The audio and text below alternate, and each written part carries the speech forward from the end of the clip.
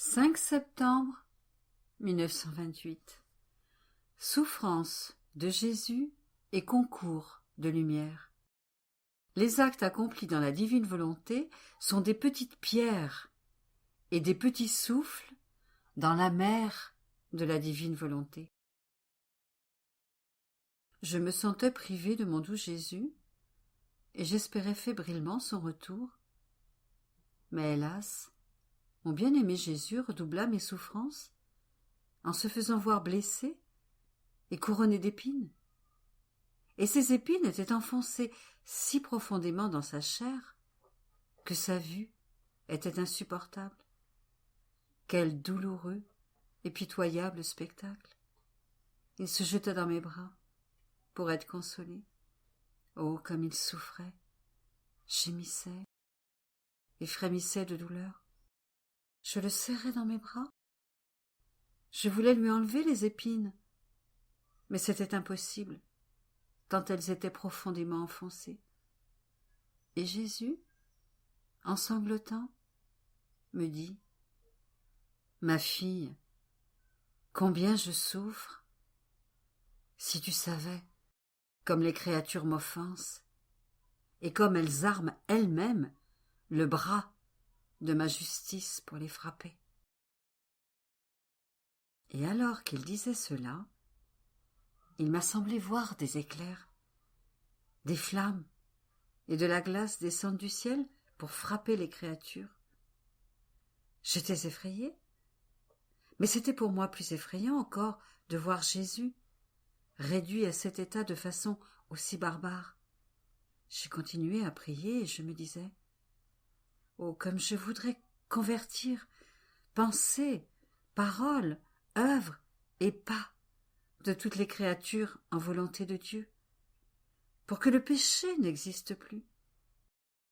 Je désire que les créatures soient éclipsées par la lumière de la divine volonté, afin que, investies, enchantées et éclipsées par elle, les créatures puissent perdre la force, les passions, la volonté d'offenser mon doux Jésus. Mais alors que je pensais cela, mon doux Jésus me dit : « Ma fille, lorsque l'âme prend l'engagement de vouloir convertir tous les actes humains en ma volonté, elle forme ces rayons qui, en s'étendant, mettent en quelque sorte la terre en leur pouvoir, et s'élevant jusqu'au ciel, plus haut que les rayons du soleil, ils investissent le soleil de ma volonté. Et en se plongeant en elle, ils ne forment qu'un soleil, comme s'ils se livraient à un concours de lumière. Tout, le ciel et la terre, est enchanté et éclipsé par le soleil de ma volonté, et ma justice elle-même est éclipsée par cette lumière, de telle sorte que bien des fléaux sont épargnés. Puis, après avoir écrit pendant assez longtemps, Jésus se manifesta en moi et, prenant mon visage entre ses mains, il me dit : « Ma fille, je veux te payer pour le sacrifice que tu as fait en écrivant. » Et moi, j'ai écrit pendant 3 nuits, et tu ne m'as rien donné. Il me semble que tu es bien avare maintenant. Tu ne me témoignes plus comme avant cette grande satisfaction lorsque j'écrivais. Et tu ne me commandes plus avec cette autorité amoureuse qui était la tienne autrefois. Il me semble que tu as changé. Et Jésus : « Je ne peux pas changer, et il n'est pas dans la nature divine de changer. La nature humaine change, mais jamais la nature divine. Sois par conséquent certaine que rien n'a changé en moi. Mais sais-tu ce que je veux te donner comme récompense ? Ma propre vie. Chaque vérité que je te manifeste est un don de vie divine que je te fais. Et je te donne la liberté non seulement de garder ce grand don pour toi, mais de le multiplier pour le donner à qui tu veux et à qui veut le recevoir. Tu dois savoir que chaque acte, chaque parole, chaque pensée de la créature dans ma divine volonté est une petite pierre qu'elle jette dans sa mer et qui, en se répercutant, déborde tout alentour pour le bien de tous. Ou bien, ce sont comme de petits souffles qui font se lever la houle dans la mer de mon fiat et forment des vagues plus ou moins hautes, selon le nombre des petits souffles formés par la créature dans ma mer. Et lorsque ces vagues s'élèvent, elles doivent descendre à nouveau, en partie dans la mer, et en partie en inondant la terre. Oh, comme il est beau de voir la créature, tantôt venir jeter ses petites pierres dans notre mer, tantôt venir souffler et former son petit vent. Et la mer lui sourit, en formant une ondulation, lui fait la fête, en recevant son petit souffle, et en formant des vagues. Ainsi, l'âme qui vit et opère dans mon fiat nous donne l'occasion de faire se lever notre mer, et nous donne la liberté d'inonder la terre et le ciel.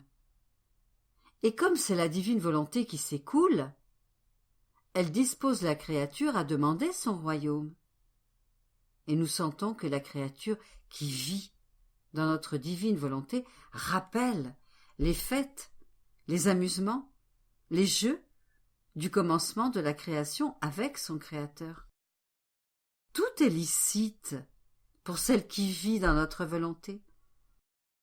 Et nous la laissons tout faire, car elle ne veut rien d'autre que faire résonner en elle notre volonté et notre écho. Se laissant porter par notre écho divin, tantôt elle jette sa petite pierre, tantôt elle forme son petit souffle, qui tantôt forme les vagues, tantôt gémit, tantôt parle, tantôt prie, qu'il veut que notre divin fiat soit connu et aimé, et qu'il domine sur toute la terre. 8 septembre 1928. Intérêt de Dieu pour l'âme qui vit dans sa divine volonté. Exemple du soleil. Comment tout sera connu des sacrifices que Louisa a souffert pour faire connaître la divine volonté. Je me sentais oppressée à cause de la privation de mon doux Jésus bien-aimé. Oh, comme j'aurais voulu faire un saut dans les régions célestes pour ne plus jamais en sortir, et mettre ainsi fin à ces saintes privations qui font de moi une morte vivante. Ah oui, si dans sa bonté, Jésus me laisse atteindre sa patrie, il ne pourra plus se cacher, et je ne serai plus jamais privée de lui. Même pour un instant. Aussi, dépêche-toi, mon amour, qu'on en finisse une fois pour toutes avec ces privations, car je n'en peux plus. Et je me sentais si remplie d'amertume que ma pauvre âme en était transpercée de part en part, comme par une épée. C'est alors que mon doux Jésus sortit de moi et me dit : « Ma fille, courage ! Ne sais-tu pas que celle qui fait ma volonté et vit en elle est si grande que nous la considérons comme notre chose personnelle, exclusivement nôtre, inséparable de nous ? Notre divine volonté est inséparable de nous, et si loin qu'elle se répande, son centre est toujours en nous, symbolisé par la lumière du soleil qui, tout en répandant ses rayons sur la terre entière, la tenant dans sa main de lumière, ne quitte jamais sa sphère, et sans jamais non plus diviser la lumière ou en perdre une parcelle. En fait, la lumière n'est pas séparable. Et si elle pouvait être divisée, elle ne serait pas la vraie lumière. C'est pourquoi le soleil peut dire « Toute la lumière m'appartient ». Il en va de même pour nous. La lumière de notre divine volonté est inséparable et interminable, et elle fait que l'âme en qui elle règne devient nôtre et inséparable de nous. Aussi, comme nous la considérons comme notre propre chose, il est de notre intérêt de nous honorer nous-mêmes et de l'investir de toutes nos propres divines qualités, au point de pouvoir dire « Il y a dans cette créature la vie divine », car la lumière de notre fiat demeure en elle. Il est donc de notre intérêt que tout en elle soit saint, pur et beau, et qu'elle soit investie de notre bonheur, que tout lui soit donné de notre vie divine. Lorsque la terre est revêtue de la lumière du soleil, elle perd son obscurité et devient toute lumière, de telle sorte que la lumière agit en reine et domine la terre, en devient nourricière, en lui communiquant la vie et les effets de la lumière. De la même manière, lorsqu'elle règne dans la créature, notre divine volonté disperse les maux, met en fuite l'obscurité, les faiblesses, les misères et les afflictions. Et comme reine, elle devient sa nourricière de lumière, de force, de divine richesse et de bonheur. Par conséquent, pour celle qui vit dans notre fiat, les amertumes, les oppressions et tout ce qui relève de la volonté humaine perd sa place, car la lumière de notre fiat ne tolère que ce qui lui appartient et rien d'autre. Et tout comme notre divine volonté met tout son intérêt dans la créature, comme quelque chose qui lui appartient, la créature perd tout intérêt pour ce qui est humain, et tous ses intérêts deviennent divins. C'est à cela que l'on peut voir que ma divine volonté règne dans la créature. Elle n'a plus aucun intérêt personnel. S'il lui en reste, cela veut dire que l'âme ne possède pas la plénitude de mon fiat, qu'il existe encore des espaces vides de sa lumière, et que par conséquent, l'humain se fait sentir, et que l'âme adopte des intérêts humains. C'est pourquoi tu dois laisser les amertumes et les oppressions à l'extérieur de ton âme. Ce sont des choses qui ne t'appartiennent pas. Ce qui t'appartient, c'est la lumière et tout ce que la lumière de ma volonté peut posséder. Je pensais après cela, combien de sacrifices sont nécessaires pour ce royaume du fiat? Sacrifice d'écriture, sacrifice de repos et de sommeil, souffrance, prière incessante, mort continuelle de la volonté humaine, afin que la divine volonté puisse avoir une vie permanente, et beaucoup d'autres choses que seul Jésus connaît. Et après tout cela, peut-être qu'on ne verra rien de bon, ni gloire de Dieu, et tant de sacrifices resteront sans utilité et sans effet.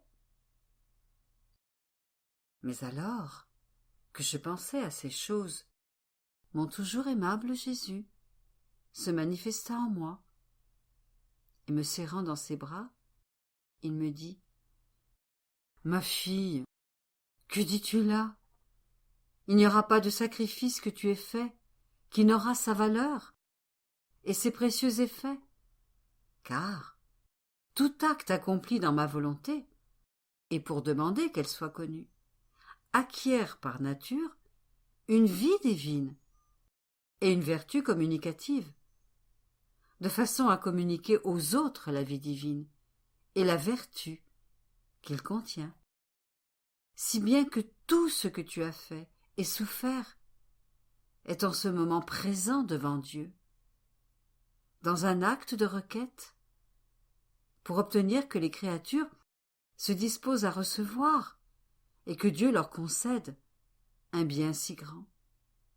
Puis, lorsque ma volonté sera connue et son règne achevé, tous les mots que tu as écrits, les nuits de veille, tes prières incessantes, tes rondes dans l'œuvre de la création et de la rédemption, tes nombreuses années d'alitement, tes souffrances et tes sacrifices brilleront comme des rayons de soleil, comme des diamants et des pierres précieuses d'une valeur infinie, qui peu à peu seront reconnus par ceux qui auront le grand bien de la connaissance de ma volonté et de la vie dans son royaume.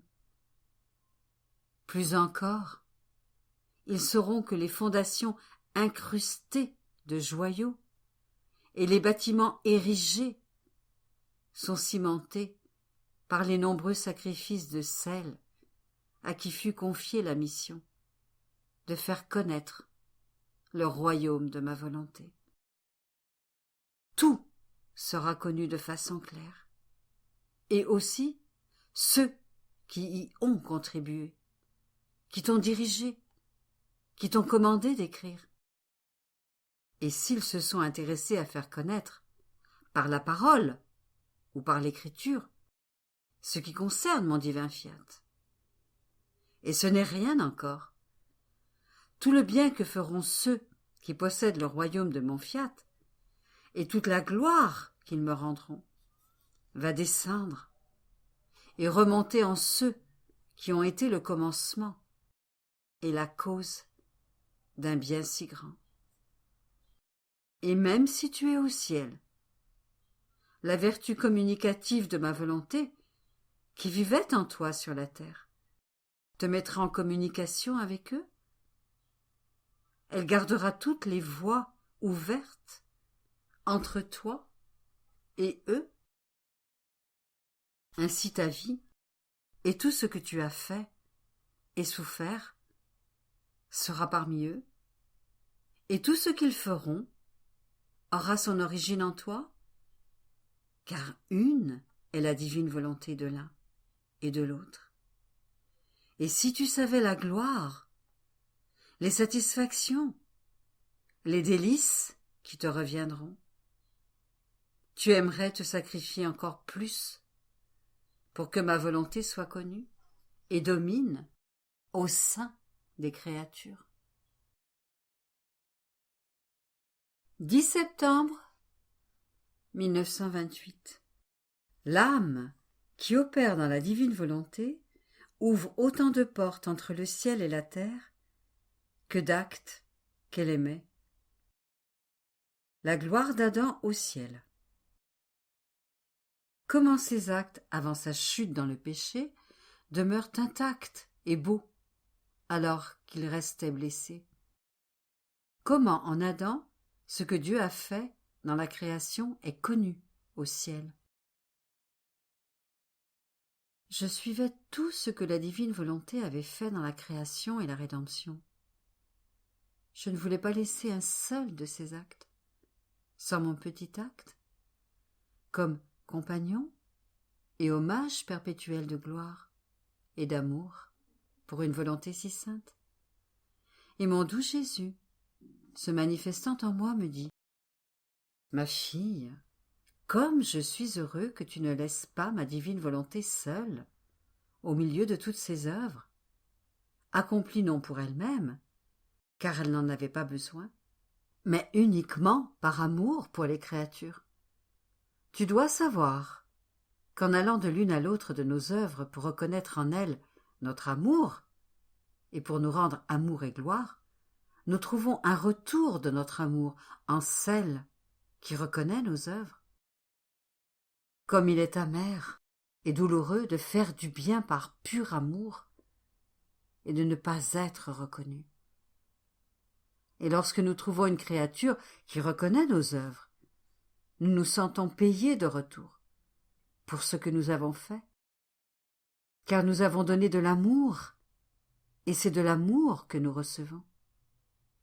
Et à celle qui vit et opère dans notre divine volonté, nous donnerons la liberté d'établir de nombreux liens entre le ciel et la terre, d'ouvrir de nombreuses portes de communication, de placer de nombreuses chaînes pour que ces actes montent au ciel et de faire descendre de nombreuses grâces pour le bien des créatures. De fait, ces œuvres qui sont les nôtres, celles de la création et celles de la rédemption, ont été faites sur la face de la terre et ont la vertu d'ouvrir le ciel. Et afin de l'ouvrir, nous nous servons de celles qui opèrent dans notre divine volonté. Et en disant cela, il me montrait de nombreuses portes ouvertes dans le ciel. Et comme j'arrivais au point de la création de l'homme, je me disais, Adam a vécu le commencement de sa vie dans la divine volonté.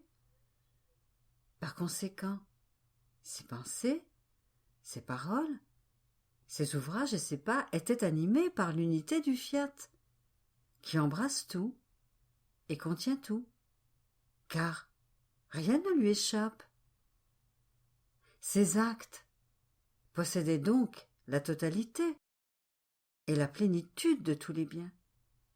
Et si un seul acte, accompli de cette manière, dans l'unité du fiat qui embrasse toute chose, est tel que tous les autres actes des créatures mis ensemble ne peuvent égaler ce seul acte.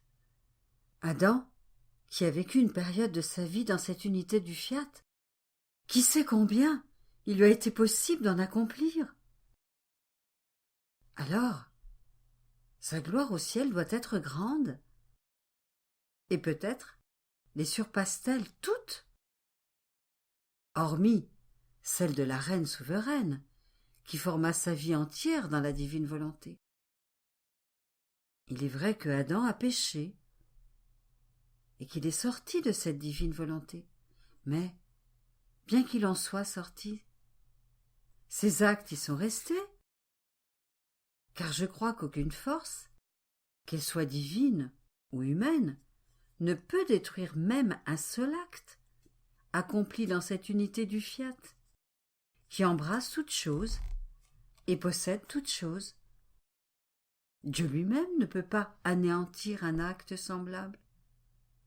Tout au plus, devrait-il détruire sa propre divine volonté, ce qu'il ne peut pas faire non plus, car étant éternel et infini, sans commencement et sans fin, elle est intouchable par quoi que ce soit, et personne ne peut la toucher.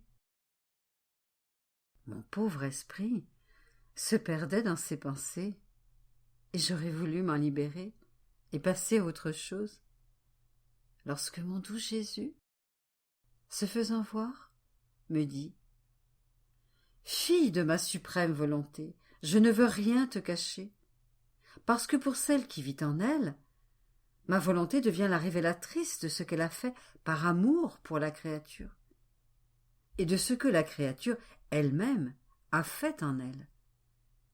Car ma volonté porte ses actes en son sein, comme le triomphe de ses œuvres.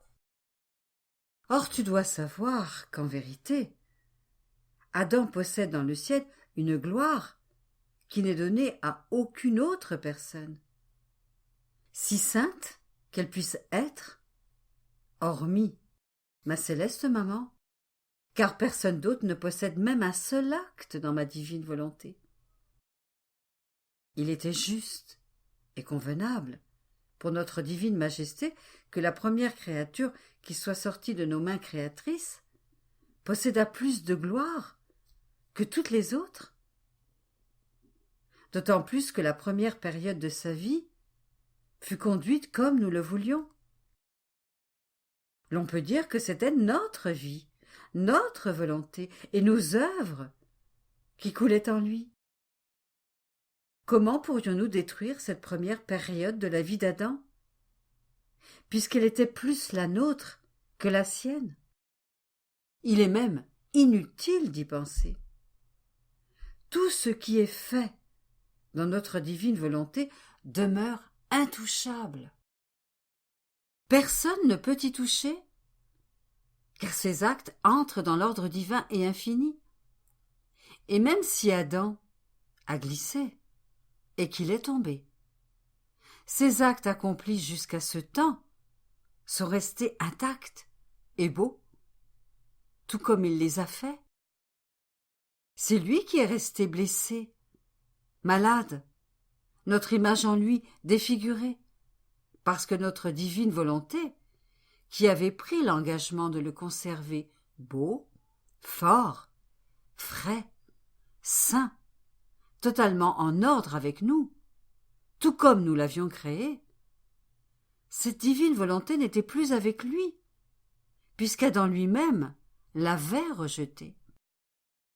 Mais ses œuvres accomplies jusqu'au moment où il a eu le malheur de tomber, et qui possédait l'unité de notre fiat, ces œuvres n'ont subi aucun changement, car nous aussi étions jaloux de ces actes, qui nous avaient tant glorifiés. Ils avaient été notre joie, alors que nous voyons cet homme, notre Fils, s'élever jusqu'à nous, afin d'absorber en lui nos divines manières, notre ressemblance, et nous apporter des joies, des bonheurs, le retour et le sourire de toutes les choses créées dans l'unité de notre volonté. Nous étions ravis de voir notre cher Fils, l'œuvre de nos mains, vivre dans notre volonté, comme en sa maison. Prenant ce qui est à nous, il pouvait nous apporter des bonheurs nouveaux et des joies sans fin. Ma fille, la première période de la vie d'Adam est inoubliable pour nous, pour lui et pour le ciel tout entier. Après sa chute dans le péché, il est resté comme un aveugle qui, avant de perdre la vue, avait fait un grand nombre de belles œuvres, au point d'en remplir le ciel et la terre. Qui pourrait jamais dire qu'il n'est pas l'auteur de ces œuvres, simplement parce qu'il a volontairement perdu la vue, et que puisqu'il n'est plus capable de les répéter, parce qu'il est aveugle, celles qu'il a faites n'ont plus de valeur? Personne, assurément. Ou bien, si une personne se consacre à l'étude de la science, et qu'au milieu de ses études, elle décide de ne plus continuer, quelqu'un peut-il détruire le bien de la science que cette personne a acquis, simplement parce qu'elle ne continue pas? Certainement pas. Si cela se passe dans l'ordre humain, combien plus, et avec plus de validité encore, dans l'ordre divin. Ainsi, en vertu de la première période de sa vie, innocente et entièrement menée dans l'unité de notre fiat, Adam possède une gloire et une beauté que personne ne peut égaler. À sa seule vue, tous les bienheureux reconnaissent à quel point la création du premier homme était belle et majestueuse, enrichie de tant de grâce.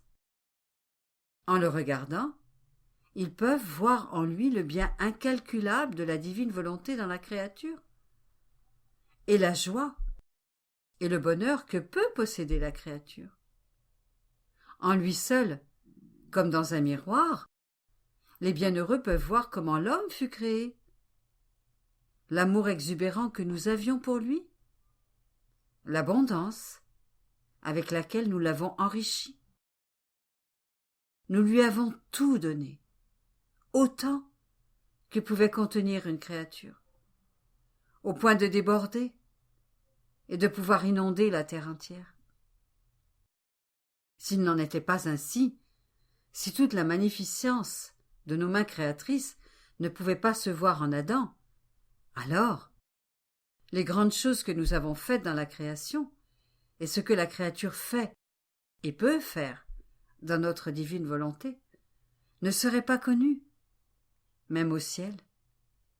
C'est notre amour qui l'exige, et notre justice qui veut conserver, au ciel, la réalité de cette image, telle que l'homme fut créé, et pas un autre, mais celui-là même qui est sorti de nos mains créatrices, afin que, si la terre ne le connaît pas, le ciel puisse le connaître. Ils voient en Adam leur origine, et ils me remercient et prient pour que mon fiat puisse régner sur la terre et former plus d'images, plus belles encore qu'Adam, parce qu'il n'a pas été une œuvre complète dans ma divine volonté, mais dans une période de sa vie. Seule, la reine souveraine possède une vie et des œuvres complètes dans mon fiat, et personne, par conséquent, ne peut l'égaler. Ma volonté veut faire plus de vie complète en elle, afin de répéter ce qu'elle a fait dans la création, pour faire savoir à la terre la manière et l'ordre dans lesquels la créature fut créée, et les grandes, belles et saintes choses que ma divine volonté peut accomplir dans la créature. De plus, tu dois savoir que jusqu'à maintenant, je n'ai manifesté à personne les grandes qualités d'Adam, ou sa sublimité, sa grandeur et sa sainteté lorsqu'il vivait la première période de sa vie dans l'unité de ma volonté, et en vertu de ses actes accomplis en elle, la grande gloire qui est la sienne au ciel. Beaucoup, au contraire, pensaient que parce qu'il avait glissé dans le péché, il pouvait avoir tout au plus une gloire semblable à celle des bienheureux, ou peut-être même inférieure aux autres. Mais voulant restaurer le royaume de ma divine volonté, je sens en moi une nécessité d'amour de manifester la première époque de la création et la première période de la vie d'Adam, toute de divine volonté, ainsi que la gloire dont il jouissait au ciel en vertu de cette volonté, afin que les créatures, venant à connaître un bien si grand, puissent s'y disposer elles-mêmes et languir pour le divin fiat, sur la terre comme au ciel. 16 septembre 1928. À sa conception, la Vierge a conçu le royaume du fiat. À sa naissance, elle nous a donné les droits de le posséder. Difficulté d'écriture, les plaies que Jésus a reçues. Mon abandon dans le fiat est continuel, et en suivant ses actes, mon pauvre esprit s'est arrêté pour penser à la conception de la céleste mère et à son grand bonheur d'être exempté du péché originel. Et mon doux Jésus, se manifestant en moi, me dit : « Ma fille, la semence avec laquelle la céleste reine souveraine fut conçue est d'origine humaine, car elle aussi avait une vie humaine, comme toutes les autres créatures, et comme j'en ai eu une, moi aussi. Il y a cependant une grande différence qui n'a pas été concédée à la créature. Avant la conception de sa belle âme, mon fiat, par son omnipotence, a concentré ses rayons dans cette semence humaine, et par sa lumière et sa chaleur, il a anéanti le mal qu'elle contenait, l'a fait mourir, purifiant complètement la semence, en la rendant sainte, pure et exemple du péché originel. Puis cet enfant immaculé fut conçu dans cette semence. Tout le prodige de l'Immaculée Conception a donc été opéré dans ma divine volonté. Elle n'a ni créé, ni détruit une semence humaine, mais elle l'a purifiée. Par sa lumière et sa chaleur, elle a ôté toutes les humeurs que cette semence avait contractées du péché d'Adam, et a restauré en elle la semence humaine telle qu'elle était sortie de nos mains créatrices. Par conséquent, lorsque la petite Vierge reine fut conçue, le royaume de ma divine volonté fut conçu en elle et dans les générations humaines, car, en formant et en donnant des grâces surprenantes à une créature, nous voyons en elle toute l'humanité de la famille humaine, comme si elle était une. Ainsi, lorsque la Vierge fut conçue dans cette semence exempte de toute tâche, ce qui était l'œuvre du divin fiat, son divin royaume fut de nouveau conçu dans l'humanité. Et lorsque la petite Vierge Immaculée est née, le droit de posséder le royaume a été rendu à l'humanité. Or, lorsque je suis venu sur terre pour prendre chair humaine, j'ai utilisé la semence de la souveraine Reine du ciel, et l'on peut dire que nous avons œuvré ensemble pour former de nouveau ce royaume dans les générations humaines. Il ne reste plus qu'à le connaître pour le posséder. C'est pourquoi je manifeste ce qui appartient à mon royaume et à ma divine volonté, de telle sorte que la créature puisse parcourir ses voies, suivre nos pas et en prendre possession. Et ma divine volonté, avec sa lumière et sa chaleur, répétera le prodige d'enlever les mauvaises humeurs que contient la semence humaine, et elle y placera la semence de sa lumière et de sa chaleur en se constituant la vie de cette semence. De cette manière, elles échangeront leur possession. Ma divine volonté prendra possession de la semence pour former en elle sa vie de lumière, de chaleur et de sainteté, et la créature reviendra prendre possession du royaume de mon divin fiat. Ainsi, ma fille, tu vois que tout est prêt. Rien d'autre n'est requis pour la faire connaître. Et c'est pourquoi il me tarde tant que ce qui concerne ma volonté soit connu, pour mettre dans les créatures le désir de posséder un si grand bien, afin que ma volonté, attirée par leur désir, puisse concentrer ses rayons lumineux et, avec sa chaleur, accomplir le prodige de leur rendre le droit de posséder son royaume de paix, de bonheur et de sainteté.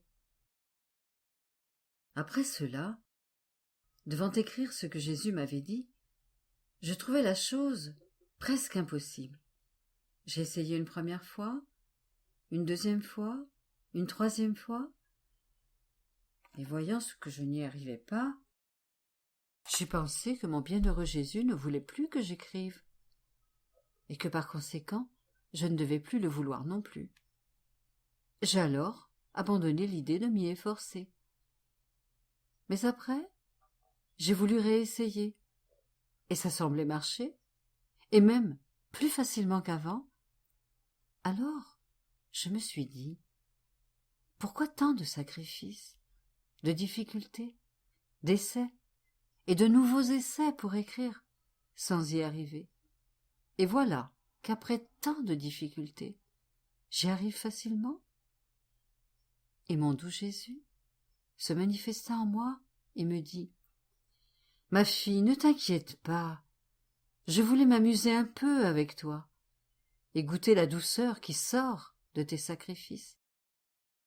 En voyant que tu essayais d'écrire sans y arriver, et que tu réessayais encore, j'étais touchée par ton amour de vouloir te sacrifier pour faire ma divine volonté, qui est que tu écrives. Et moi, pour m'amuser de tes difficultés, je te rendais incapable de garder les yeux ouverts pour écrire. Est-ce que tu ne veux pas que ton Jésus s'amuse avec toi et qu'il prenne un peu de plaisir?